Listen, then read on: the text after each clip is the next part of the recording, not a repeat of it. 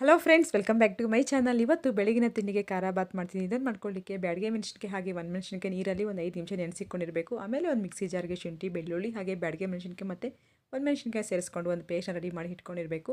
ಈಗ ಒಂದು ಕುಕ್ಕರ್ಗೆ ಆಯಿಲು ಹಾಗೆ ತುಪ್ಪನ ಸೇರಿಸ್ಕೊಂಡು ಇದರ ಜೊತೆಗೇ ಪಲಾವ್ ಎಲೆ, ಚಕ್ಕೆ, ಲವಂಗ ಹಾಗೆ ಜೀರಿಗೆ 1 ಸ್ಪೂನ್ ಅಷ್ಟು ಏಲಕ್ಕಿನ ಸೇರಿಸ್ಕೊಂಡು ಮರಾಠಿ ಮೊಗ್ಗು ಇದೆಲ್ಲ ಫ್ರೈ ಮಾಡ್ಕೋಬೇಕು. ಆಮೇಲೆ ಇದಕ್ಕೆ ಕಟ್ ಮಾಡಿದಂಥ ಈರುಳ್ಳಿನ ಸೇರಿಸ್ಕೊಂಡು ಈರುಳ್ಳಿ ಎಲ್ಲ ಫ್ರೈ ಆಗೋವರೆಗೂ ಫ್ರೈ ಮಾಡಿಕೊಂಡು ಇದರ ಜೊತೆಗೇ ಬಟಾಣಿ ಸೇರಿಸ್ಕೋಬೇಕು. ಮೇನ್ ಈ ಖಾರ ಬಾತಿಗೆ ಬಟಾಣಿ ಮತ್ತು ಕ್ಯಾಪ್ಸಿಕಮ್ ಇವೆರಡು ಕಂಪಲ್ಸರಿ ಹಾಕಲೇಬೇಕು.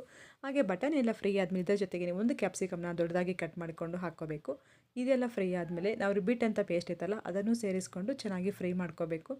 ಈಗ ಮಸಾಲೆ ಎಲ್ಲ ಫ್ರೈ ಆದಮೇಲೆ ಇದಕ್ಕೆ ಅಕ್ಕಿ ನೆನೆಸಿಕೊಂಡು ಹಾಕ್ಕೋಬೇಕು. ಅಕ್ಕಿ ಹಾಕಿದ್ರೆ ಒಂದು 2 ನಿಮಿಷ ಫ್ರೈ ಮಾಡಿಕೊಂಡು ಅಕ್ಕಿ ಎಷ್ಟು ಕ್ವಾಂಟಿಟಿ ತೊಗೊಂಡಿರ್ತೀವೋ ಅದು ಡಬಲ್ ಕ್ವಾಂಟಿಟಿಯಲ್ಲಿ ನೀರನ್ನ ಸೇರಿಸ್ಕೊಂಡು ರುಚಿಗೆ ತಕ್ಕಷ್ಟು ಉಪ್ಪು ಹಾಕ್ಕೊಂಡು ಕೊನೆಗೆ ಸ್ವಲ್ಪ ಕೊತ್ತಂಬರಿ ಮತ್ತು ಪುದೀನ ಹಾಕಿಬಿಟ್ಟು ಮುಚ್ಚಳ ಹಾಕಿ ಒಂದು 3 ವಿಸಿಲ್ ಹಾಕಿಸ್ಕೊಂಡ್ರೆ ಖಾರ ಬಾತ್ ರೆಡಿ ಆಗುತ್ತೆ.